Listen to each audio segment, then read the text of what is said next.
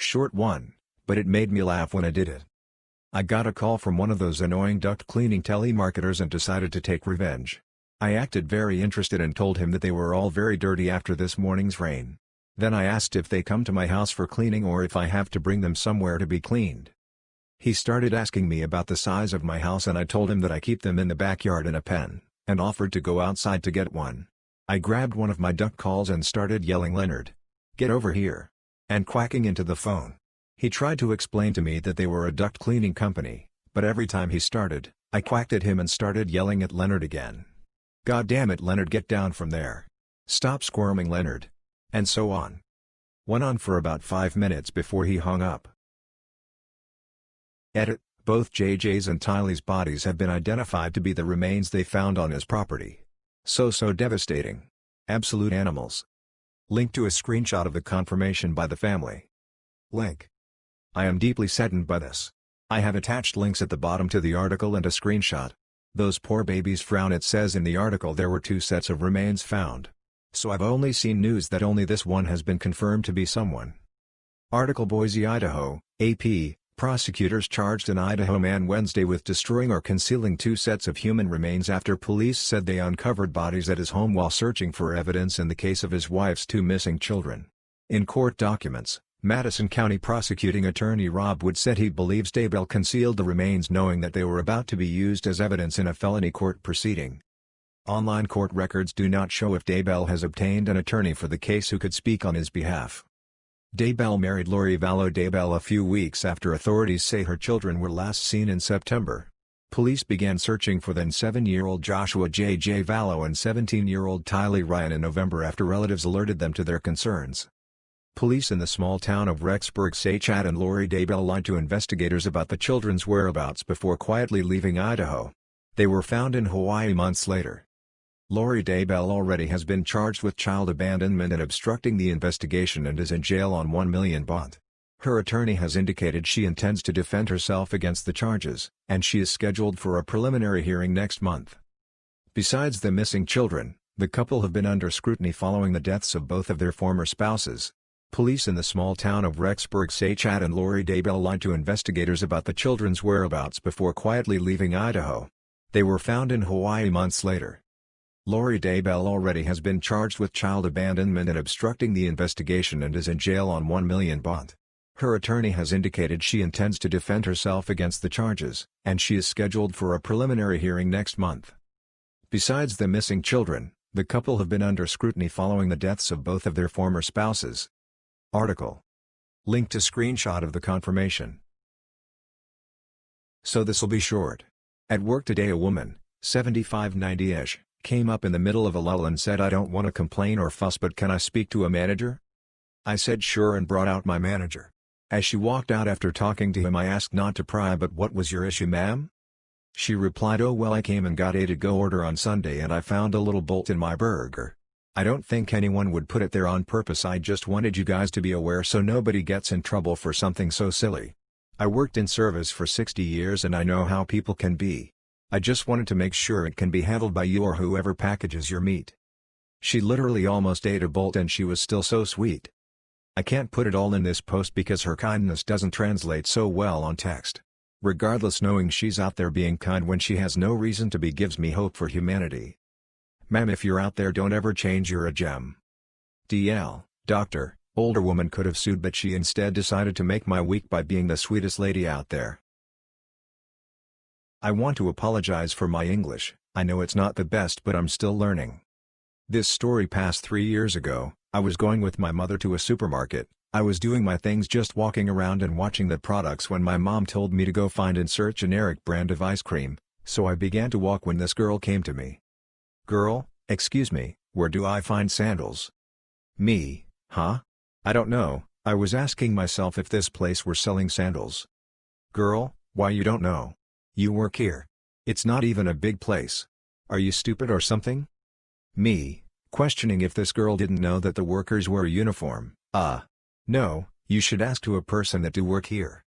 The girl growled. "Girl, you work here. You look like the type of person that will work in a supermarket." Okay, was 13 years old in this point, but I have always been a tall person, When people get confused about my age, I just told them that I am not that old. Me, a 13 years old girl, will work in a supermarket? The girl shut up and just go away growling. I got all the ice cream that I want after I told my mother. I hope this post belongs here, sorry if it should be somewhere else. I run small IT company, our customers are generally happy with our services. If there is some problem, we try to fix it as soon as possible.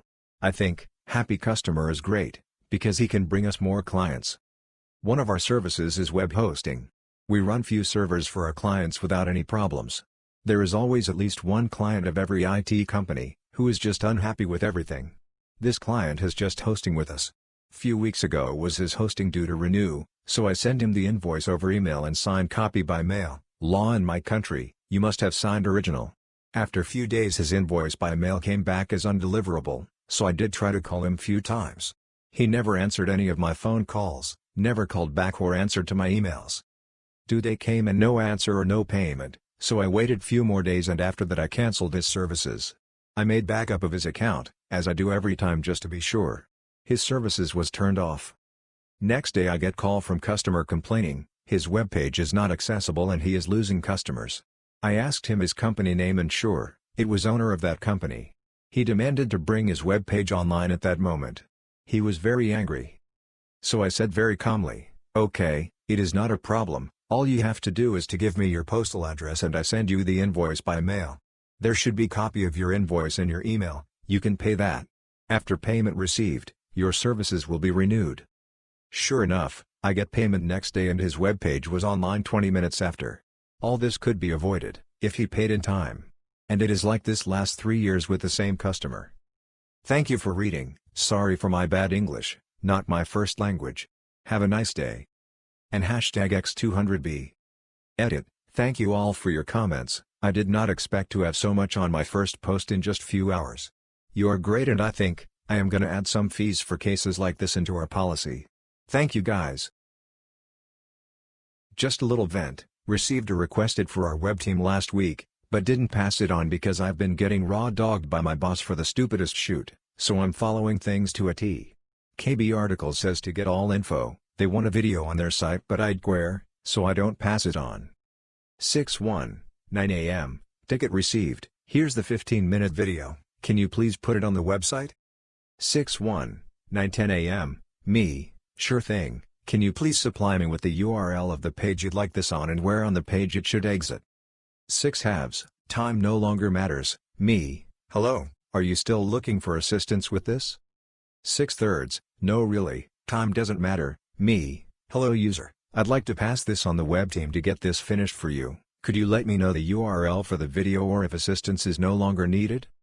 6/4, let it air out, no need to rush, no correspondence.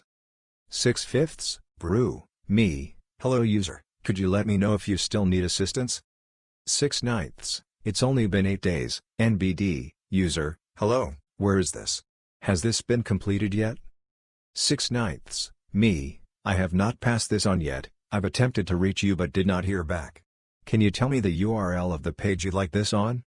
6/9, user, literally just forwards my emails to her manager who then has to respond to me asking why it took so long. Here's the minutes from our meeting, why isn't this done? 6/9, me, I have attempted to reach out a handful of times and did not hear back. I'm sorry I wasn't in your internal meeting, I'll pass this along to the web team. And #X200B. I love my job, I love my job, I love my job, oh, and she deliberately went back to the original email so as to not look like she ignored my other emails, and I did indeed confirm that the email address was correct and magically my emails started working after she complained. Late 90s for the time frame. My old man was a high school teacher. One MLK Day, the administration forced all of the teachers to abandon their daily lesson and replace it with a lesson focusing on African Americans. Back then, we had school on Martin Luther King Day. My dad, teaching a class that was preparing his students, regardless as to race for the AP exams, acquiesced to the administration's directive. He did some research and gave a lesson to all of his students that focused on historical local racial disparity and exclusion, zero to do with his subject, and how the school district had never, ever, in its entire history, employed a black teacher. The district hired one African American teacher the next year. He was also, adamantly, against Martin Luther King Day being a day off of school because he believed, 100%, that Dr. Martin Luther King would have wanted every single student in school and learning. The idea of students not getting an education because of a day in remembrance of him was a tragedy in my father's soul. I think it's also important to mention that newer teachers would not, and were warned by other teachers, not to sit within 4 seats of him for teacher/administration meetings. They called it the blast zone. He also slammed his door in the principal's face when she tried to bring a local news camera crew into his classroom for back-to-school whatever. That was a story told to me by his students. At the time, they savored the event. "That's nice, but I have a class to teach, so if you don't mind, slam." Okay, where were we? Oh, yes, moles. With sodium U. First time posting here. In my junior year at college, 3 years ago, I had to complete an unpaid internship for a nonprofit as a course credit in order to complete my major. It was only 10 hours a week and was assigned quasi-randomly. I was ecstatic to find out that I was working for a nonprofit that needed help in streamlining their Google Sheets experience. One of the few things I was very comfortable with. On my first day I get the lay of the office and this sweet older administrative assistant begins sharing the Google Drive folders with me. She was a retired teacher who volunteered full-time at this organization that mentors students. Poking through the spreadsheets I discovered they had 40+ sheets they share with local schools and had tons of student data. None of it was sensitive. Over the course of the semester I helped automatically scrape every single sheet and import it into a master sheet while calculating specific data for each month that this older volunteer had to do manually every week. However, what I remember the most was what I showed her that first day, on accident. I opened up the largest spreadsheet they had, which was about 10,000 rows. It was also their most viewed spreadsheet around the small office. This sweet old volunteer is over my shoulder watching me as I bounce around the sheet. As I scroll through all this data, I instinctively click View Freeze one row, so I know what I am looking at as I scroll down. She stops me and says, "What was that? What did you just do?" Me, "I just froze the top row." Her, "I need you to show me how you did that." She then gestured me to follow her into her office and she booted up her Chromebook. In that moment I saw the most clever and adorable solution to this age-old problem. This 65-year-old woman had taped a thin strip of notebook paper with each column header written out in pencil along the top bezel of her laptop. She mentioned how often she used that spreadsheet and she was always getting lost when she scrolled through it. She looked at me and said, "Well, don't I look silly?" and proceeded to tear that thin strip of notebook paper off of her laptop. I just smiled while I watched her open up every other Google Sheet she used to freeze the top row. So, my dad had an affair with his BFF's wife, let's call her Jane. She claimed she was pretty much in love with my father, and of course her husband didn't know. I found out because once I got a Facebook Messenger message from a fake account telling me that my father was banging his BFF's wife. I actually didn't care, my parents are divorced since 2005. The problem was that someone unknown was sending my mother text messages, telling her to leave my father alone, and many offensive things. We let it slide for a while. But then those anonymous text messages became a daily thing. We confronted my dad and he confessed that he was sleeping with Jane, but he said she was not the one sending the messages. He said he was sure because Jane's husband was also getting those messages. My dad was practically blinded by her manipulations, and my mom and I had a really strong hunch that it was her. My dad got so mad after we suggested it that he stopped speaking to me and my mom for a while. I also got mad, but much more offended because he would not believe me. I had no reason to lie to him. Still, I let all that slide. But then, I got another anonymous message offending me, telling me I was just like my mother and that's why my boyfriend had dumped me, and that we would be alone for the rest of our lives, and things like that. Then I got really mad. I went to the cyber police, is a thing where I'm from, and they tracked the source of the anonymous messages. It turns out that it was her, and she was also sending her husband messages because she was so desperate for the truth to come out so she could be with my father. Although I think that just confronting her husband would have been better, what she really wanted was to distance my father from me and my mom. She was messing with my family, so I decided to mess with hers, and sent the proof to her husband and her sons that she was behind the anonymous messages, and that she was, in fact, sleeping with my dad. I also showed my dad the proof and exposed her on Facebook. She was a saleswoman so it did affect her. Her sons and her husband were so mad at her, she had to move out of her house, and my dad broke up with her as well. She was left alone, but I feel like that's what she deserved. I've been watching a bunch of films in quarantine and noticed how often people have their hands tied in zip ties, so I, in all my infinite wisdom, thought, how hard can it be to escape them? I found some zip ties in the garage and placed a knife on a shelf next to me in case I couldn't get free. So after a few minutes of fumbling around with my hands, I had the zip ties tied around my wrists behind my back. I went through 10 minutes of struggling to escape before giving up and going for the knife. Now what I hadn't figured is how hard it is to reach for things with my hands tied behind my back. This meant the knife was now out of my reach. I continued struggling and jumping to try to reach the knife and ended up knocking a box off the shelf below, causing it to clatter loudly on the floor. This resulted in my dad coming in to check on me. All he saw was me struggling to reach a knife with my hands zip-tied behind my back. I turned around to a face of pure disappointment and confusion. In the end I had to confess to my stupidity and get him to cut the zip ties. Pretty sure he thinks I have some sort of bondage fetish now and is considering putting me up for adoption. I should have just trusted movies. TL, Dr. I zip-tied my hands behind my back and couldn't get out. My dad found me and had to release me. On mobile.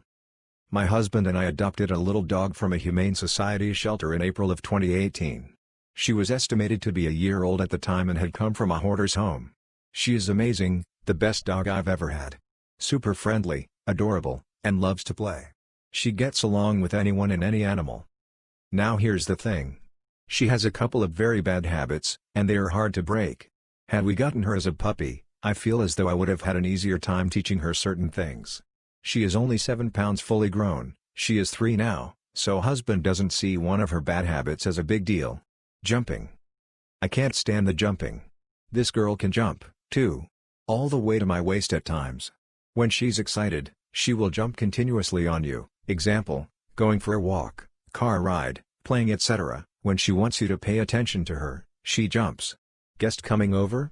Jump on them. Sounds cute, but it's not. I've had moments where she will jump on me from behind and hit the back of my knee and I fall while carrying things. I've had moments where she jumped on me while wearing shorts that I got scratched by her nails. And also, TBH. It's super annoying to me to be jumped on over and over while I'm trying to leave the house to run errands because she wants to go. She rarely does it to me now, because I correct her every time until she stops. But she hasn't stopped with him and she thinks it's okay. Husband doesn't mind it, thinks it's adorable, and encourages her to jump in his arms a lot of times. We haven't argued about it, but I have expressed my concerns with it and that I feel we should be on the same page to train her to not jump on people. Fast forward to today. I had corrected her this morning after she jumped on me wanting attention. Husband didn't say anything but saw it. Just a few minutes ago, he stopped me in the hallway to talk to me, and our doggo decides she wants his attention and jumped on him. She jumped, and caught him right in the brovaries if you will. The crotch nuggets. Family jewels. Meat kiwis. Dog pillows. Whatever you want to call them. She got them. He keeled over and made noises that can only be comparable to an overweight donkey wheezing after running a race. I stood there and watched as his body hunched over and with tears in his eyes, he looked at our precious spoiled doggo and said the words doily, no jump before limping away to scrounge the freezer for frozen peas.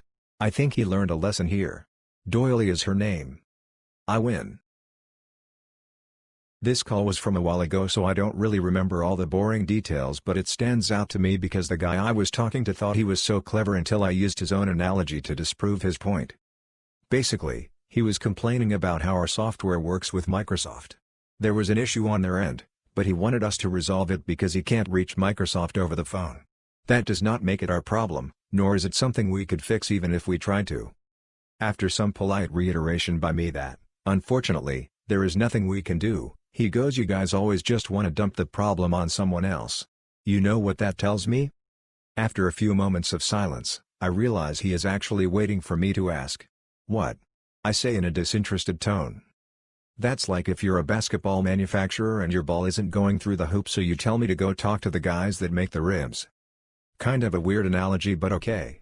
I usually stay away from analogies because some people don't take kindly to them but I figured using his own analogy is the best way to put it in terms that he will understand, so I respond well, if the rim is 3 inches wide, that is a problem with the rim, not the basketball, right? He didn't freak out but I could tell he was annoyed at my response. I don't even remember what he said after that, but he basically just complained a little more and then accepted that we can't do anything more for him and hung up. It was nothing compared to the stories I see on here, but it felt good to shut him down because I was relatively new at the time and that was my first real pushback to a customer clearly in the wrong. I've been working security for anime conventions for several years and boy I got some stories for you all. I was working the evening shift and someone approached me claiming they thought someone was having a heart attack in the bathroom. I entered the bathroom and heard very shallow staggered breathing. I asked out loud, "Everything okay in there?" But no response. I asked a second time a little louder that time and still no response. I became very worried that someone was really having a heart attack, so I walked to the stall door. I knocked on the door and heard a small gasp and a camera drop to the ground. The guy steps out of the stall still with staggered breath and very sweaty. I ask if he's okay or if he needs medical attention. He tell me no, but I ask again to make certain. He replied, "I'm sorry. I was at a photo shoot and one of my favorite cosplayers was there and she let me take a couple pictures of her. I came in here to look at the shots I got and am I in trouble?" It hit me real quick he was trying to have some personal time in a public bathroom. No, you're not in trouble, just please do that in your hotel room. I had an interaction with a customer today. I sold her the product at regular price and she seemed happy. Keep in mind this customer always likes to get rid of her change with us. It's an annoyance, but there's no rule against it. See customer me. So you didn't apply to say ni or dscunt. I'm sorry about that. I wasn't made aware you qualified. See well refund it and give me the discount. Annoyed because a big line has formed and I had others waiting. Sure, just give me a moment. I process it and it ends up being less with the discount obviously. I then remember she hated carrying around coins, so I end up returning the difference in nickels, dimes and pennies. It was about $2. When I give her the coins, she gives me a look and starts demanding bills. See, what is this? It's your change, ma'am. See, I want dollar bills. Not this garbage. I'm sorry to say that's all the change we have ATM. Until our supervisor returns from the bank in like 30 minutes. See, I demand to speak to your supervisor. This is unacceptable. I'm not sure what the problem is. Like you always tell us when you pay with coins, it's still money, so you have to take it. She storms off and starts swearing under her breath. Apologies for any spelling mistakes, English is not my native language. Happened today at work. I am an intern of an hardware store, since last week, so I'm still learning where things are located, and today was the day we receive all deliveries and need to restock the aisles quickly. We are 3 employees for 6 aisles, my tutor, another intern and me, so my boss decided to hire interim workers to help restock the shelves. They do not work for our company, they're under their own company responsibility and their job is just to restock. We wear red shirts with the company logo and name, and the interim workers wear casual clothes, just like any customer. So I'm with 2 interim restocking some paint when Karen shows up. She directly addresses an interim, asking for something we don't even sell, a microwave. I step in to tell her as the interim turns to me, and she barks she doesn't want that kid. I'm 21 but short and with a face mask I look like 15, to answer. She asks again, this time angrily, but the poor interim doesn't know what to say, so I come between them, saying we don't sell microwaves, he doesn't work here, please leave him. And she snaps. She starts yelling a kid should not interfere with adults by saying stupid things, and she wants to talk to my boss. Boss who heard the screaming 2 aisles away and is coming to rescue us. I explain that Karen wants a microwave and my boss explains again that we don't sell that. Karen is still screaming some nonsense, so my boss calls security and they escort her outside. Now she came back an hour later and purposely looked for me. I saw her follow me, to insult me as I made her the bad person in the situation, and I should have just shut up and let the interim do his work, which wasn't talking to her. Unfortunately for her, my boss's boss, the owner, was there with me, and escorted her outside again. This time she is banned from the store. When I was younger I worked at a grocery store where shopping carts needed to be pushed back into the store.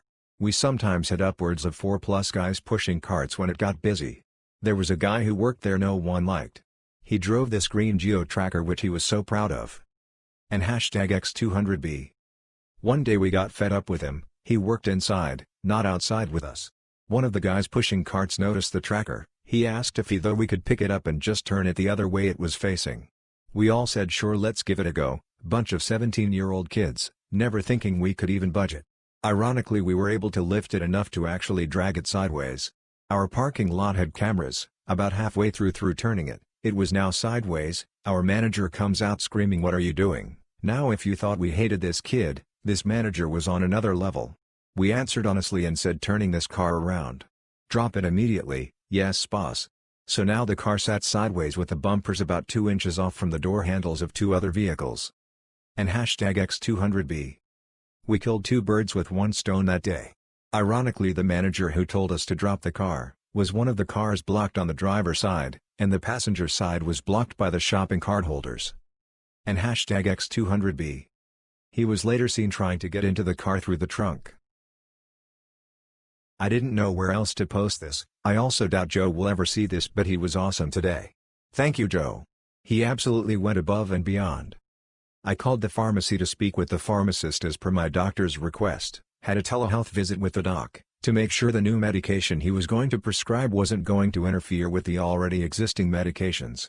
Joe was the one to take the call. I explained why I was calling, and after a quick check he gave the okay to the new med.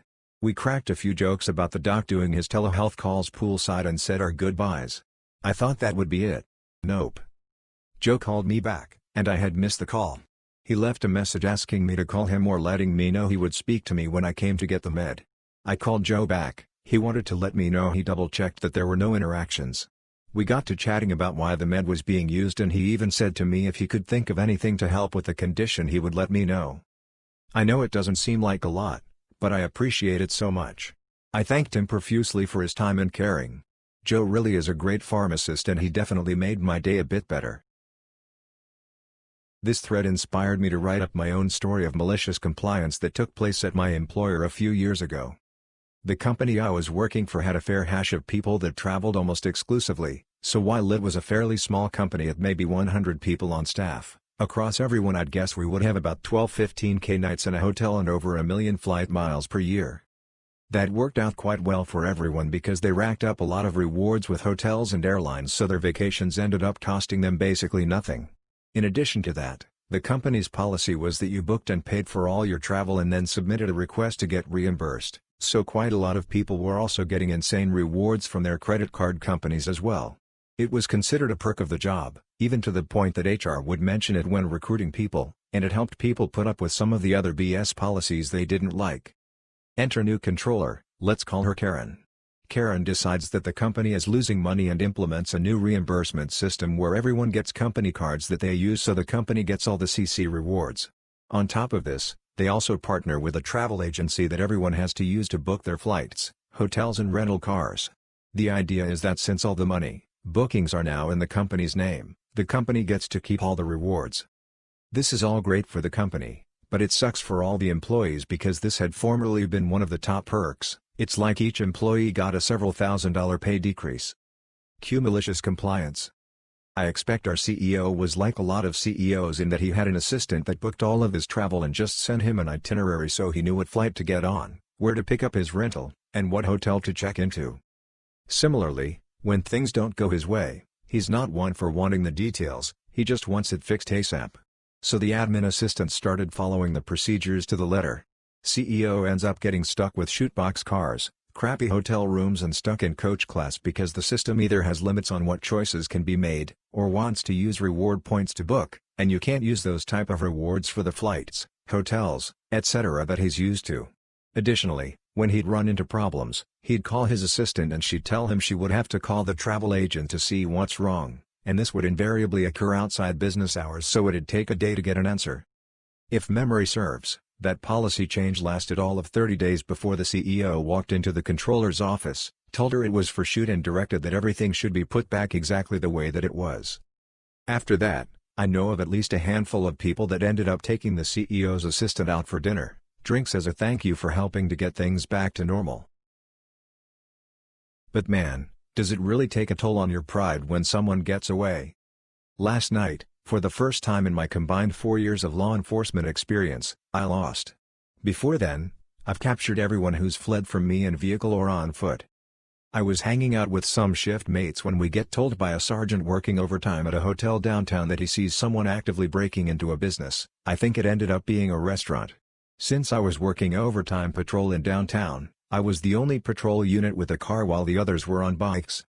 While I'm en route, the sergeant says he is one running, and gives out a description and direction of travel.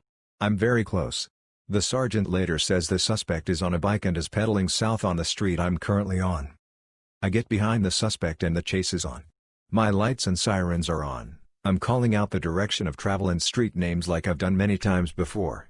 Just a few seconds after getting behind this guy, everything inside my car just straight up shuts off. I have no emergency lights, no sirens, and no computer. I was relying on the computer for my GPS since I'm still learning this new sector that I only work when I work overtime. This guy is pedaling fast, and he clearly looks like he knows where he's going. I follow him in my patrol car up and down streets and through parking lots. Then the suspect pulls such a smart move on his part, that I actually applaud him for it. He pedals into a parking garage that has a security gate. On his bike, he could get through, but I was stuck in my patrol car. I see him go down, right, then he's gone by the time the on-site security opens the gate for me to go in. I know I shouldn't be mad, and I wouldn't say that I'm legitimately upset. It's just the fact of the matter that I was physically incapable of keeping up to this guy because of the security gate. Another issue that I own up to, the other officers were very close. The parking garage didn't have a listed address and I believed I was at one intersection, when in reality I was 2 blocks west of where I called it out.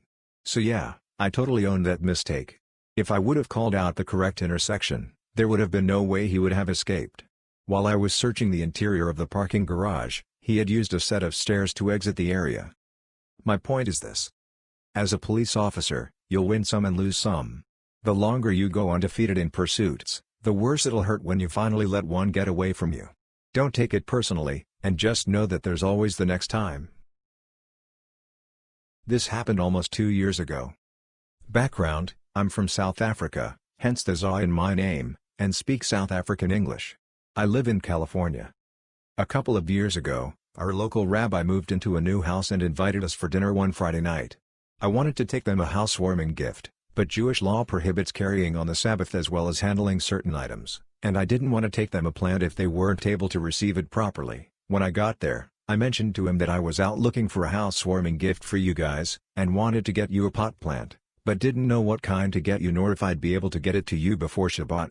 He looked at me, perplexed and confused, and when I assessed the situation, based on the awkward silence and his blank stare, we came to the realization that Americans call it a potted plant, while in South Africa, where we speak British English, it's simply a pot plant. His eyes lit up, and he countered with, "Oh, you should have gone with the first one." I was imagining maybe setting up a grow house in the back and monetizing it. And #X200B. DL, Doctor, 2 nations divided by a common language. Indicated to my rabbi that I was going to buy him weed, when I simply meant a regular houseplant. I used to live near one of the older schools in my area, so we had a lot of foot traffic from kids and we got ding-dong ditched all the time. One night though I was on my PC quietly talking to a friend and I started hearing excited murmurs from my yard. From my upstairs window I couldn't see the front door directly, but I could see the shadows of 3 kids at my door deciding to ring it or not.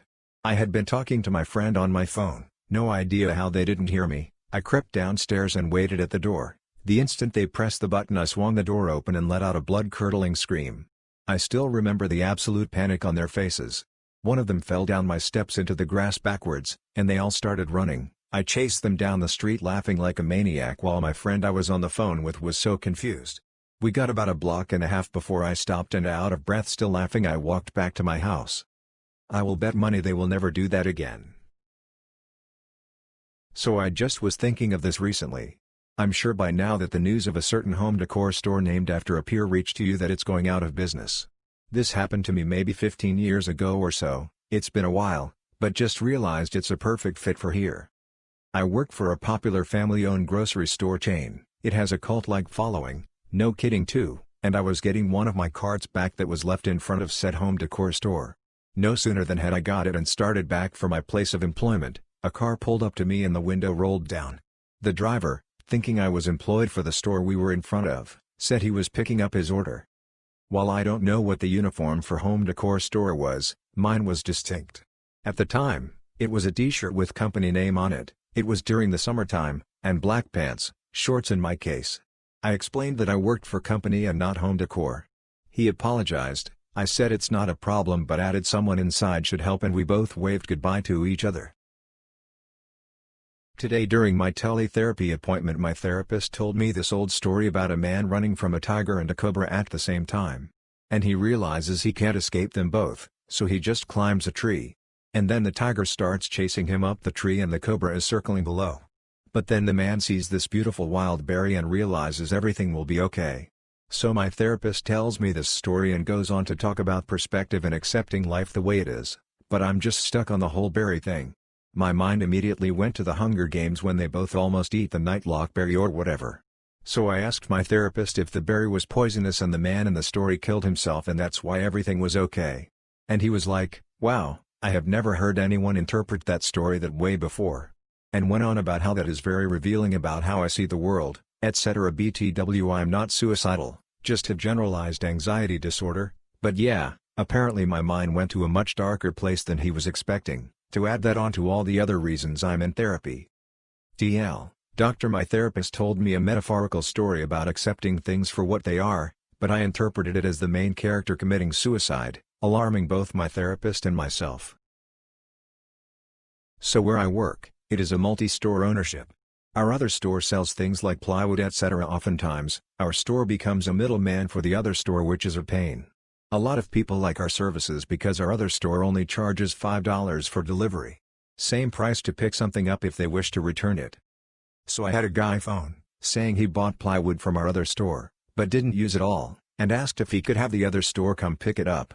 I told him yes, it would be no trouble, but there was the $5 charge that would be deducted from his return. He says that's outrageous. I see your trucks drive by all the time. It's not gonna take much for him to just come and get the plywood. I told him that it's what our owner said is policy. And that it's not that simple. If he has other orders on his truck, he has to make sure there is room for the plywood. Plus, he has to make sure it is properly strapped down and secured. All that takes time and money, so that is why we have to charge the $5. He says I'm not paying $5 for that. That is outrageous. I told him he can drop it off here at the store itself, and he would get the full refund back. He goes, fine. I'll do that. And he promptly hung up. I saw him a little later returning the plywood. Not to be insulting, but he looked like your typical cranky old guy who had a permanent frown on his face. So I keep getting called from this company that keeps trying to scam me with rewards. I eventually got quite tired of this company, as they decided to just call from various different numbers. As a result, I started to plan. Sure, I could have just blocked the numbers, but that would be boring. Instead, I decided to learn the entirety of One Direction's What Makes You Beautiful, and the next time they would call, I'd sing and not stop till they hung up. And #X200B. So I got yet another call, and I just turned on the karaoke and began to sing. Telemarketer, ma'am? Ma'am, 10 seconds later, hangs up /. And #X200B. Bingo. Bingo. I work at a small-town coffee shop that has managed to adapt and stay busy during COVID-19 by utilizing a window for walk-up service. A regular problematic customer, let's call him TJ, is a typical middle-aged man riddled with toxic masculinity. He often makes female employees and customers uncomfortable with his comments. Lately he's been around a lot, being typical TJ. Today he came to our window and ordered a coffee. Cool, nothing out of the ordinary. A co-worker asked him if he would like to tip via our Square register. We normally don't verbally ask customers, but with the current pandemic we are not allowing customers to touch our iPad system. He proceeded to tell her to put 100, and reassured them he wanted to tip that much because he appreciates our hard work and effort and wants to chip in since our business has been a bit slower. Okay, I gave him that and almost have a change of heart about DJ. We both outwardly thank him and he goes on his way. I text my boss about this uncharacteristic interaction with TJ, and through their end of the register system she was able to look at the transaction. They noticed that not only was the credit card he used not in his name, but in his boss's name, on their company card. Typical TJ. What a D-bag. The story took place sometime in 2017. This would probably be my only arrest I ever made working security. At the time I was working armed security for a marketplace on the morning shift 8 to 4. At 4 o'clock my relief showed up, and as I was briefing him on what had happened that day, the company phone rang. I picked up and it was the manager of the Walmart because everything happens at Walmart. The manager said that a couple was fighting in the middle of the store and wondered if we could stand outside to make sure it didn't spill into the parking lot.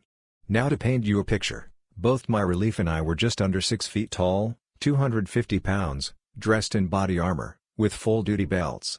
So we looked like two guys that you really didn't want to mess with. We are standing outside waiting to see if they start fighting outside. While shooting the chute, this guy speed walks past us holding a space bag full of stuff. My partner and I look at him, then each other, back him, back to each other, and then book it after him. We were within 20 yards of him before he heard our footsteps and he just books it. We chase him for about 100 yards before he tries to jump into a car and take off. My partner grabbed the door and my partner and him began to fight over it. The driver and backseat passenger put their hands up and started screaming, "We don't know him." After about 20 seconds, I pulled out my OC spray, shook it up and told him to get the flip out of the car or he's getting sprayed. He gets out of the car and sits on the curb. I place him in handcuffs and my partners start laying into him. We couldn't prove that the other two knew him, so we told them that they were trespassed and to get out of here. As they backed out of their parking spot, he tries to jump into the car with them. He almost got in before my partner caught up to him. He then tried to run the other direction before my partner kicked him in the back of the legs and he fell on his face. After PD arrived, they found out the total of the merchandise was around $1,400, with majority of it being pet medicine from the pharmacy. He went to jail on 3 felonies and I got a fun story to tell about my one and only arrest. I had a difficult time finding much information on this case, but I will do my best to write about it. Roy George Vevra was a 38-year-old man living in Gillette, Wyoming. Gillette is the 4th largest city in Wyoming, located in the northeast quadrant of the state. Roy made plans with a friend to go hunting on January 24, 2006, which was an abnormally warm day for the season. They agreed that this friend, whose name I can't find, would pick him up from his residence at 11 a.m. However, when this friend arrived to pick Roy up, Roy wasn't there. The friend found a note that appeared to be from Roy stating that he would be back by 11. This was the last known contact from Roy, as his roommate had last seen him earlier that morning around 6. At about 11:30, Roy was spotted at a convenience store roughly 2 miles away from his residence. He was sitting in the passenger seat of a white truck being driven by an unknown male. This person had short blonde hair, and appeared to be in his 30s. This truck seemed to be an older Ford Courier, though I cannot find any confirmation of the year. The truck headed north on Skyline Drive, this being the last sighting of Roy. Roy left all of his belongings behind, including his wallet and his vehicle. It appeared that he had all intentions of being home to be picked up by 11. He is currently considered missing and endangered. In December of 2009, a man named Jason Larson confessed to police that he and 2 other men had buried Roy's body on a ranch nearby. However, this was deemed false by the police, and Jason admitted that he made up his confession and pleaded guilty to false reporting. Roy still hasn't been found, and would be 51 today. If you have any information regarding his disappearance, please contact Campbell County Sheriff's Office. Personally, I think that whoever was driving that pickup truck was responsible for Roy's disappearance. It's surprising to me that I couldn't find more information on this truck, and that law enforcement seems to not know the owner either. I would think that in 2006, a truck that old would at least stand out. I do also wonder if the police matched the note's handwriting to Roy. Sources: The Charlie Project. We Remember You blog. I received a ticket where the person said they could not delete a document. No big deal. I tell her that sometimes if it is still open you may not be able to delete it, so please make sure it is closed. She responds back that she isn't stupid, and the file is not able to delete and there is something wrong with the system. Again, no problem, I go into the shared files and see the document is opened by her and close it. It deletes with no problem after that. Took seconds. I tell her that it is gone. She wants to know what the issue was. Not wanting to make her feel stupid, I say the file looked like it was open to the computer, so I closed it and it deleted with no problem. That still wasn't good enough for her. She wanted to know WHO had it open because it was a protected file and only she could have it open. I'm thinking to myself, that if only you could have it open, then who do you think opened it? I tried to be diplomatic and not tell her that it was opened by her, so I just said sometimes when you close something it might just linger in the task manager after you've closed it, or the share doesn't close on the server for some reason. Still not good enough for her. She doesn't think that's true and that I'm hiding who had the file open. She demanded that I tell her who had the file open. I just closed the ticket and marked it solved. I think she forgot about it, because I haven't heard from her again. But I know it's coming. First time posting, currently a EMS dispatcher for a private ambulance company for 3 years now. We take some calls, however, they're usually seizures, psych, and falls. This one? Probably should have been psych, but unfortunately she wasn't the patient. This call happened in my first year, while I was pretty fresh and didn't understand the power of controlling a call. And #X200B. Me, okay, tell me exactly what happened. CLR, yeah, my mom fell in the other room, you know we have her locked in there right now, but yeah she fell and I think she may have hit her head. Me, okay, are you with her now? CLR, well, you see, she has dementia, and we live in a new home, so she is locked in there. You see, we can't have her wandering because of the bears that are around here. Me, have you gone to check on her yet? CLR, no, I can't unlock her door because she will get out and the bears will get her. Me, can you please go check on the patient? CLR, yeah, I think she might have hit her head, it sounded like she hit the end table, that's what woke me up, but even our big dog, insert large dog brand, is afraid to go outside because there are bears here at this new house. Please send the ambulance but make sure they get in and out quick because the bears will get them. Rinse and repeat for literally every one of the 10 questions involved with a fall. I was essentially working with a third-party caller as she flat out refused to unlock her mother from the room until the EMTs got there, let alone even go look at her. And #X200B. I kid you not, I heard way more about these bears than I ever got out of her regarding her fallen mother. While I may have wanted to bash my head into the desk repeatedly asking her the questions, now I can have a good belly laugh over it. From what I do remember though, Mom was transported alright, and no EMTs were mauled by the darn bears. Yesterday my husband and I went for a walk early in the morning. There's a small park nearby right outside of a big luxury residential building, so we wanted to go get some fresh air there. It was around 8 a.m. and the only people outside were residents walking their dogs. When we got to the park we realized it's still closed because of the corona. There was yellow tape everywhere and closed signs, but still a lot of people were jumping over the fence with their dogs and going inside the park anyway. So my husband said let's jump the fence. For some reason I really didn't want to cross over and I said let's just go around the park to the other side where I know there are some benches right by the water and the area is definitely always open. We almost fought about this as he didn't think it was a big deal to jump over and he really didn't feel like going around the block to get to the benches, but eventually he agreed and we walked there. The benches are basically on the other side of the park and you can see everything that's going on in the park from there from a bit of a distance. As soon as we sat down we noticed a sketchy looking guy hanging out in the park near where we considered jumping the fence. A few minutes later he got up and put his body against a wall in the park. It's a place where they hang some art and stuff for the public.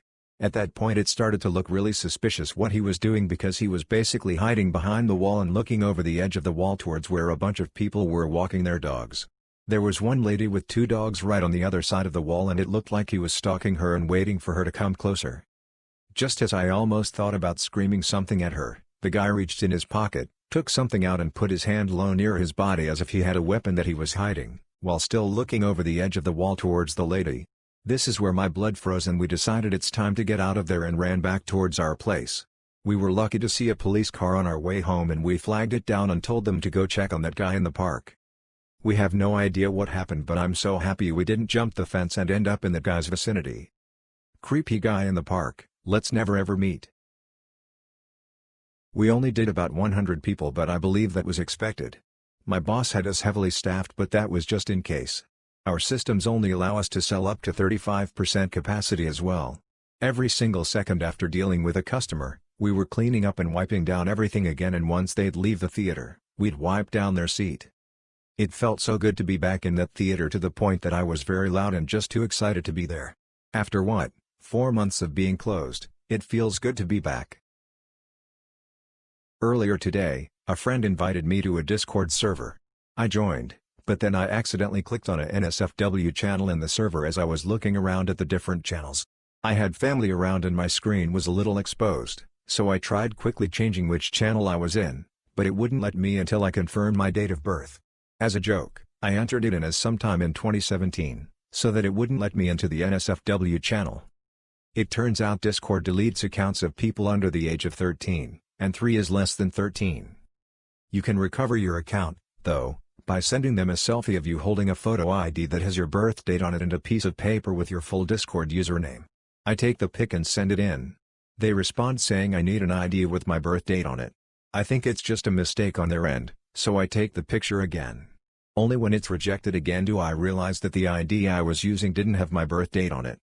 It also turns out that I do not have any ID with my DOB and photo on it, no passport, driver's license, etc., so now my Discord account is as good as gone. DL, Doctor, I got my Discord account deleted by telling them I was a toddler and not being able to prove otherwise. We've had two-factor authentication at our workplace for years. By default, it's set up via phone call. If you try to log in, it gives you an automated call where you have to confirm it's actually you. The system has worked well. That is, until last night, when we saw some red flag activity on Bob's account. We quickly locked it, and we were scared that somehow his phone had been compromised. But, after our security head spoke with him, it became clear that Bob simply didn't understand the point of 2FA. He had received the phone call when he wasn't trying to log in. And he confirmed it anyway. Needless to say, he'll be getting some remedial training. So I am a nurse who works at an urgent care. We often give patients casts and splints for sprains or fractures. This durable medical equipment, DME, is built by a third-party company. We fill out the DME paperwork, send it to them, and they send it to insurance or the patient. So today, a young girl and her dad come in. The girl has a fractured ankle and our doctor has me put her into an air cast for her injury. I explained to the dad that oftentimes this company we bill out to will send the bill to insurance, who often denies to cover it, and when they forward that bill to the patient, they mark up the price by sometimes double or triple. I talked to dad and to the patient that it's best to cash pay for such an item, so it'll cost $25 instead of upwards of $100 or $200. Dad agrees and they go on their way. A few hours later, Mom calls and is screaming her head off about how her friend is an insurance rep and we are just trying to skim money off the top and take their cash and blah blah blah. I listen to her go off and try to tell her that DME that is way overcharged since insurance typically doesn't cover it, but I get cut off and screamed at again and she absolutely demands that I bill it to insurance. So fine, lady, I will bill it to insurance like you ask. She gets off the phone and I call the company to have them change it from cash pay to insurance. A few days later, I inevitably get a call back from the same screaming lady about how ridiculous a $250 bill for an aircast is. At this point the bill has been denied by insurance and the cost is final to her now. DLDR, angry lady insists I bill her insurance for an item that isn't covered and ends up paying 10 times what it's worth. Every so often, I have a customer that has to do their own math to make sure my math matches their math and they're not being taken advantage of. I had one today and it was a simple misunderstanding about a sale that ended last week and that's why the order total this week was different. They got the sale last week. All good. But it made me think of others. I've had some interesting interactions. My favorite to date is this one. Accountant, why is your total less than mine? I'm an accountant. I do this for a living. You did your calculations wrong. It has to be X amount. Refund me X amount. Me, you used a coupon for 10% off. That's why your total is real total. And hashtag X200B. Accountant, that's a load of bull. I did not use a 10% coupon, so you need to refund me X amount. Me, that doesn't match our records. Are you logged into your account? If you click on order number, you see the subtotal is X amount, there's the code for 10% off, and the total you paid, which is real total. Accountant, that makes no sense. I never applied the coupon. Did you? Me, looked over the call log / actually, you did speak with me on date and asked me to apply the coupon for you. You spoke with rep about a return for refund on new date. The refund was received and processed. We refunded you real total. Accountant, oh. I see. And shipping? Me, your order got free shipping. He asked for a copy of the refund confirmation and that was it. Several years ago I worked in a call center doing high-volume high-risk auto insurance sales. This sometimes required multiple and/or lengthy calls to gather necessary data. It often resulted in the caller being so relieved at the lower-than-expected cost, convenience, speed, and dealing with me, a pleasant person in general, that I quickly became their temporary hero. So it came to the end of a transaction, guy was so dang happy, we thanked each other and he said goodbye, love you. Like you do with those you love. Couple seconds of silence on both ends then we both cracked up. That one call out of 30 can change a person's whole day and the humor can linger long. So I was out once photographing in India. A friend's father, who was a photographer I really respected, took me on an outing to the Thar desert and I really wanted to gain some photography tips from him.